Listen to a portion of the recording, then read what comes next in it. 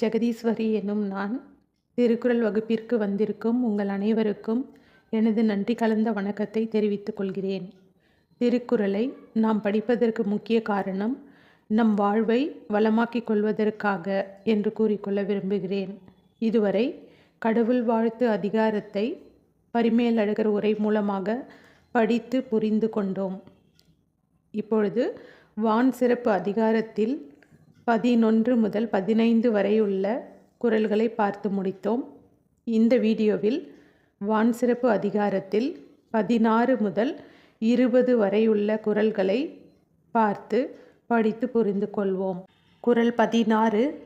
விசும்பின் துளி வீழின் அல்லால் மற்றாங்கே பசும்புல் தலை காண்பரிது. பரிமேலழகர் உரையை பார்ப்போம்.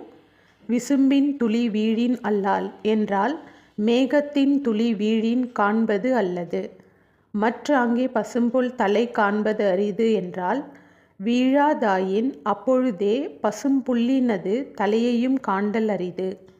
விசும்பின் துளி வீழின் அல்லால் மற்றாங்கே பசும்புல் தலை காண்பரிது. விசும்பு என்றால் ஆகாயம், விசும்பின் துளி என்றால் மழை என்று சொல்கிறார்.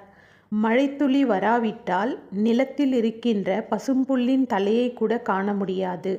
மழைத்துளி மண்ணில் விழாவிட்டால் ஓரறிவு கொண்ட சிறு புல்லும் முளைக்காது என்றால் மற்ற உயிர்களின் வாழ்வாதாரம் பெரும் துயரத்திற்குள்ளாகும் என்றபடியால் மழையின் இன்றியமையாமையை இந்த குறளின் மூலமாக நமக்கு உணர்த்துகிறார் திருவள்ளுவர். மீண்டும் குறள் வாசிப்போம். குறள் 16. விசும்பின் துளி வீழின் அல்லால் மற்றாங்கே பசும்புல் தலை காண்பரிது. குறள் 17. நெடுங்கடலும் தன் நீர்மை குன்றும் தடிந்தெழிலி தான் நல்காதாகிவிடின். பரிமேலழகர் உரையை பார்ப்போம். நெடுங்கடலும் தன் நீர்மை குன்றும் என்றால் அளவில்லாத கடலும் தன் இயல்பு குறையும். எழிலி தான் தடிந்து நல்காதாகிவிடின் என்றால் மேகம் தான் அதனை குறைத்து அதன்கண் பெய்யாது விடுமாயின். இவை 7 பாட்டானும் உலகம் நடத்தற்கு ஏதுவாதல் கூறப்பட்டது. நெடுங்கடலும் தன் நீர்மை குன்றும் தடிந்தெழிலி தான் நல்காதாகிவிடின். அளவில்லாத நீரை உடைய நெடுங்கடலும் மழை இல்லாமல் போனால் தனது தன்மை குறைந்துவிடும். ஏனென்றால் மேகம் கடலில் உள்ள நீரை முகந்து மேலே சென்று மழையாக பொழியும்.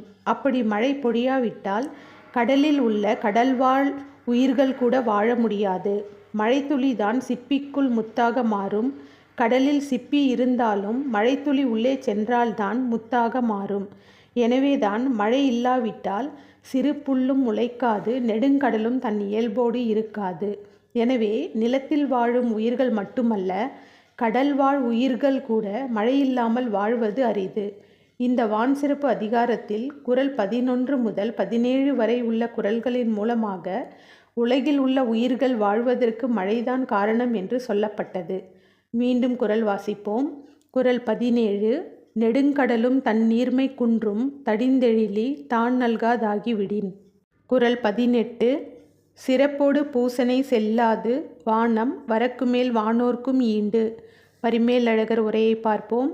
வானோர்க்கும் ஈண்டு சிறப்போடு பூசனை செல்லாது என்றால் தேவர்கட்கும் இவ்வுலகில் மக்களால் செய்யப்படும் விழாவும் பூசையும் நடவாது. வானம் வரக்குமேல் என்றால் மழை பெய்யாதாயின். சிறப்போடு பூசனை செல்லாது வானம் வரக்குமேல் வானோர்க்கும் ஈண்டு. குறள் 11 முதல் 17 வரை உள்ள குறள்களில் அனைத்து உயிர்களின் வாழ்வாதாரமாக விளங்குவது மழைதான் என்று வலியுறுத்தினார். மழை இல்லாவிட்டால் அனைத்து உயிர்களின் வாழ்வாதாரம் பாதிப்புக்குள்ளாகும் என்றார். அப்படியானால் மேலே இருக்கின்ற கடவுளர்களும் தேவர்களும் நன்றாகத்தானே இருப்பார்கள் என்ற கேள்வி வருகிறதல்லவா? ஏனெனில் அவர்களுக்கு மழை தேவையில்லையே என்றால் அப்படியில்லை, அவர்களுக்கு மழை தேவை என்பதை இந்த குறளின் மூலமாக கூறுகிறார்.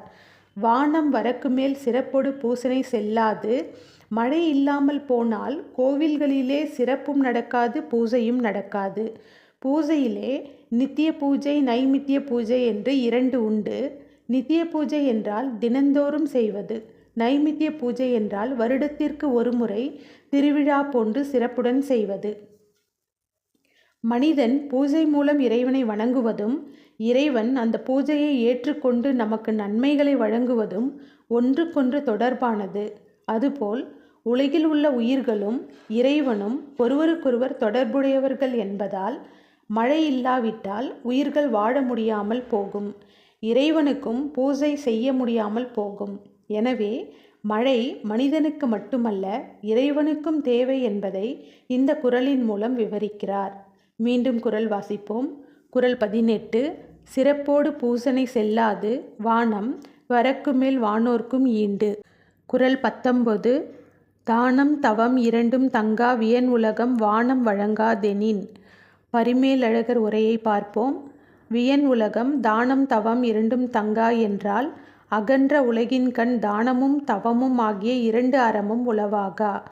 வானம் வழங்காதெனின் என்றால் மழை பெய்யாது ஆயின். தானம் தவம் இரண்டும் தங்கா வியனுலகம் வானம் வழங்காதெனின். இங்கு தானம் இல்லறத்தார்க்கு உரியது, தவம் துறவரத்தார்க்கு உரியது. இந்த இரண்டுமே மழை இல்லாவிட்டால் தங்காது போகும் என்கிறார். தானம் என்றால் பொருளை கொடுப்பது மட்டுமல்ல, அறத்தின் வழியாக ஈட்டிய பொருளை கொடுப்பது தானம். அதுவும் அந்த பொருளை பெரும் தகுதியுடையவர்களுக்கு மட்டும் கொடுப்பது தானம். அதுவும் பொருளை இன்முகத்தோடு மற்றவர்களுக்கு கொடுப்பது தானம்.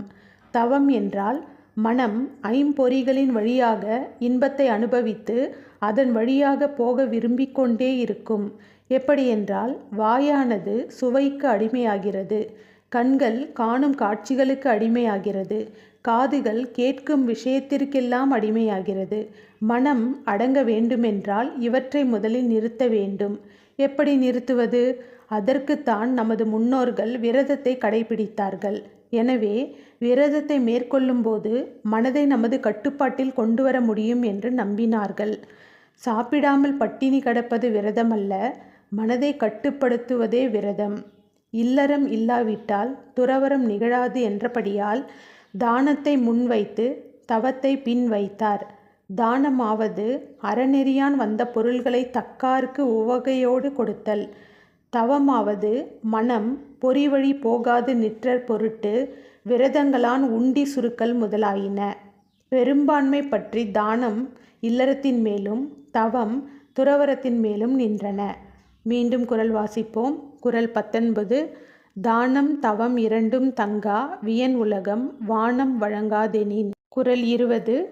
நீரின் ரமையாதுலகெனின் யார் யார்க்கும் வானின் ரமையாதொழுக்கு.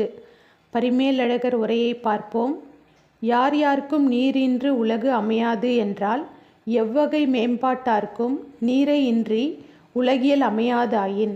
ஒழுக்கு வானின்று அமையாது என்றால் அந்நீர் இடையராது ஒழுகும் ஒழுக்கும் வானை இன்றி அமையாது. நீரின்றி அமையாது உலகு, அதுபோல மழை இல்லாவிட்டால் ஒழுக்கமும் அமையாது. உலகில் தலைவர்கள் முதல் அடிமட்ட மனிதன் வரை, படித்தவர்கள் முதல் பாமரர்கள் வரை, பணக்காரர்கள் முதல் ஏழைகள் வரை, இப்படி உலகில் வாழும் அனைவருக்கும் நீர் அவசியம். நீர் இல்லாமல் போனால் மனிதன் வாழ்வதற்கு பொருளும் இன்பமும் இல்லாமல் போகும் என்கிறார். வான் சிறப்பு அதிகாரத்தில் 11 முதல் 17 வரையுள்ள குறள்களின் மூலமாக மழையின் அவசியத்தை கூறினார். 18 முதல் 20 வரையுள்ள 3 குறள்களின் மூலமாக அறம் பொருள் இன்பம் நிலைப்பதற்கு மழை அவசியம் என்று சொல்லி வான் சிறப்பு அதிகாரத்தை திருவள்ளுவர் நிறைவு செய்கிறார். இதுவரை முதலில் கடவுள் வாழ்த்து அதிகாரத்தின் மூலமாக இறைவனை வழிபடுதலின் அவசியத்தை கூறினார். பிறகு வான் சிறப்பு அதிகாரத்தில் மழையின் மூலம் இயற்கையை குறியீடாக திருவள்ளுவர் கூறுகிறார். இயற்கையில் இறைவன் அமைத்த இயற்கையில் பொதிந்துள்ள அறங்களை யாராவது மக்களுக்கு வெளிப்படுத்த வேண்டும். அப்படி வெளிப்படுத்துகிறவர்கள் உண்மை துறவிகளாகத்தான் இருக்க முடியும். அதனால் அடுத்த அதிகாரத்தில் உண்மை துறவிகள் பற்றி சொல்லவிருக்கிறார். நீத்தார் பெருமை என்று அந்த அதிகாரத்திற்கு பெயரிட்டிருக்கிறார்.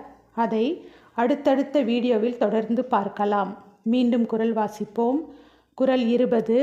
நீரின் ரமையாதுலகெனின் யார் யார்க்கும் வானின் ரமையாதொழுக்கு. இந்த குறள் பற்றிய உங்களது கருத்துக்களை கமெண்டில் பதிவு செய்யவும்.